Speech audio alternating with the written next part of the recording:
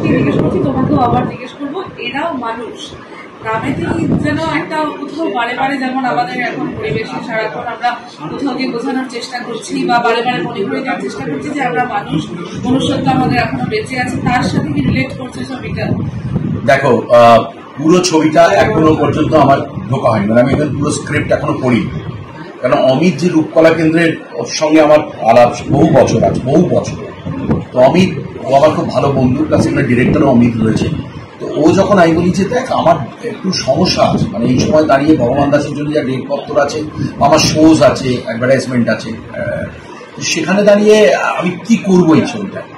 আমাকে যে রোলটার কথা বলেছে সেটা শুনে গিয়ে আমি সবাইকে বলতে শুরু করি, ছাড়তে তো আমাকে হবে, রোলটা তো আমায় করতেই হবে। এই রোলটা আমি ছাড়তে পারবো, কারণ এই রোলটা কিন্তু করার নয়, এই রোলটা যাপন করা। ওই কটা দিন ওইভাবে না থাকলে এই রোলটা করা যাবে। তো সেইটা একটা বিরাট একটা অন্যরকম রয়েছে।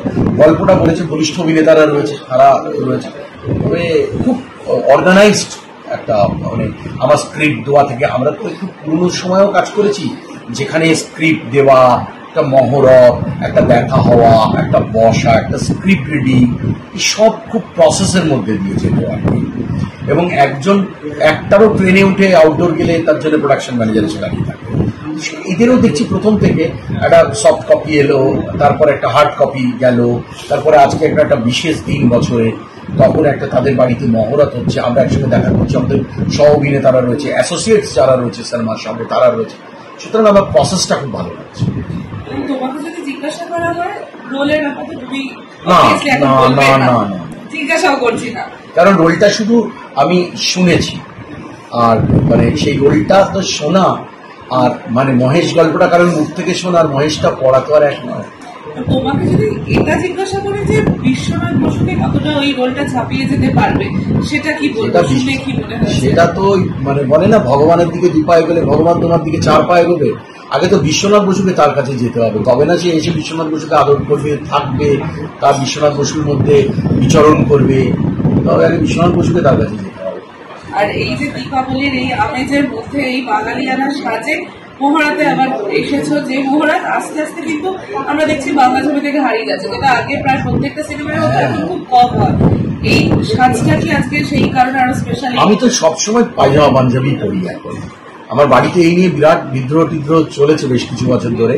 আমি সাদা পায়জামা, সাদা পাঞ্জাবি পরি, আর অনুষ্ঠানের সময় কালারফুল কিছু করি।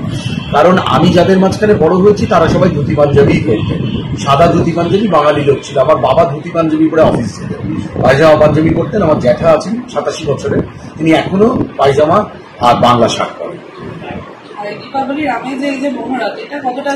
খুব ভালো। আজকে সারাদিন একটা দারুণ কাজ, এই বিকেলটা তো সুন্দর করে, কালকে সারা রাত বাড়ি গিয়েছি 4টের সময় পরিবারের সঙ্গে ঘুরে বেরিয়ে, তারপরে দক্ষিণেশ্বরে মাকে দর্শন করেছি রাত্রি তখন 1টা বাজে, সব কিছু করে বাড়ি গিয়েছি। আজকে কি সুন্দর একটা সন্ধ্যেবেলায় যখন একটা এরকম বাড়িতে পুজো হচ্ছে, সাইরামের একটা এরকম আরাধনা চলছে, এবং সেখানে আহুতি দিলাম আমরা ব্রহ্মাকে। খুব ভালো লাগছে। Thank you.